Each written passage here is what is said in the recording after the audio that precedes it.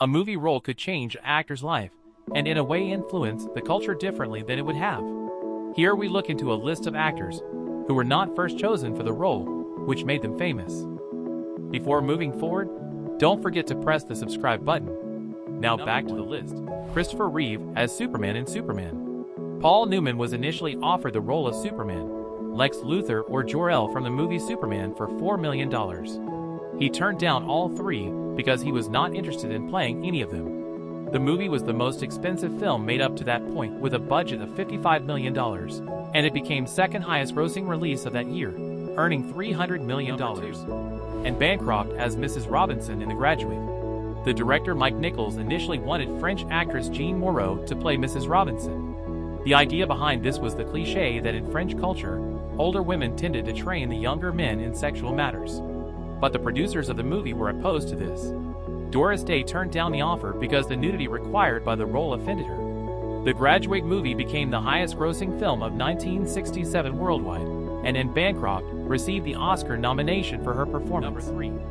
Natalie Wood as Maria in West Side Story. One of the directors of the movie, Jerome Robbins, wanted Carol Lawrence, who won the Tony Award for Best Featured Actress in a Musical for her portrayal of Maria on Broadway in 1957. But because she was 29 years old, the producers, after seeing her screen test, decided she was too old. Natalie Wood was chosen after the director Robert Wise saw her in a clip from the movie Splendor in the Glass. West Side Story became the highest-grossing film of 1961 and won 10 Oscars, including the Best Picture. Peter O'Toole as T. Lawrence in Lawrence of Arabia. Albert Finney, who was a virtual unknown at the time, was the director David Lean's first choice. He was put through extensive screen tests costing £100,000 sterling, but he refused to sign a 7-year contract demanded by producer Sam Spiegel. Peter O'Toole signed the 7-year contract and got the part. Lawrence of Arabia is now considered one of the greatest movies to be ever made, and it won 7 Oscars, including the Best Picture.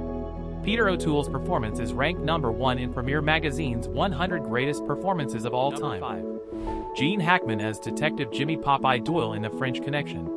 The director William Friedkin was strongly opposed to the choice of Gene Hackman for the lead and wanted Paul Newman for the role. But the producers told him that he was out of their budget range. Steve McQueen was also considered, but he did not want to do another police film after Bullitt. Friedkin finally settled for Hackman. The movie is now considered one of the greatest action movies ever made. It won 5 Oscars, including the Best Picture, Best Director for Friedkin, and Best Actor for Hackman. 6. Marlon Brando as Vito Corleone in The Godfather. The director Francis Ford Coppola wanted Marlon Brando for the role, stating that he was the only actor who could play it.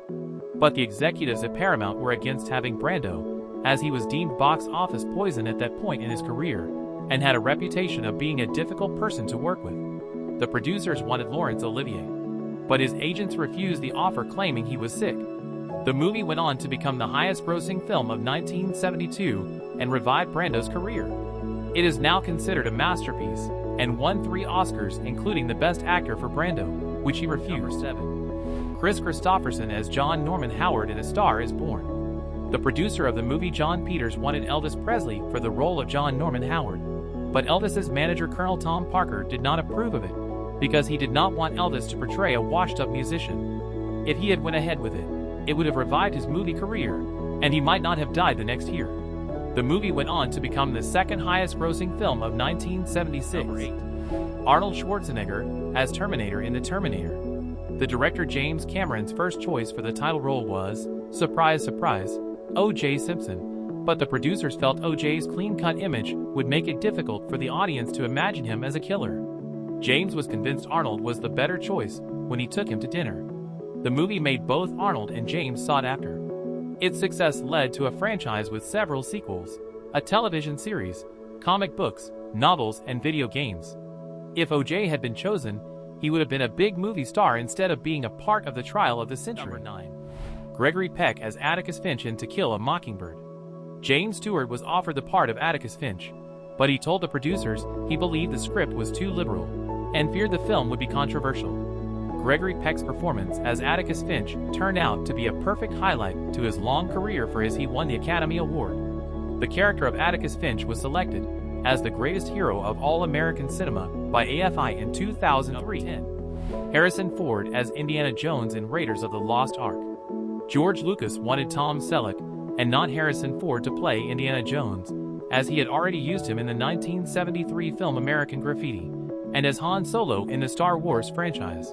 Selleck was cast as Indiana Jones, but shortly after pre-production began in 1979, CBS refused to release Selleck from his contractual commitment to television series Magnum P.I., and he was forced to withdraw from the movie. 11. Sean Connery as James Bond in Dr. No. Cary Grant was originally sought for this role by the producers, but the idea was later discarded, as he would be committed to only one feature film, and the producers wanted someone who could be part of a series. Rod Taylor was also approached to screen test for the role, but he rejected the offer as he felt that the role was beneath him. Ultimately, the producers turned to a then 31-year-old unknown actor who went by the name Sean Connery, and the rest, as they say, is history. 12. Bruce Willis as John McClane in Die Hard. As Die Hard was based on the novel sequel to the detective film, the studio was contractually obliged to offer Frank Sinatra the role. Sinatra, who was 70 at the time, declined the offer. It was then offered to Arnold Schwarzenegger, who wanted to branch out into comedy, and turned it down to star in Twins.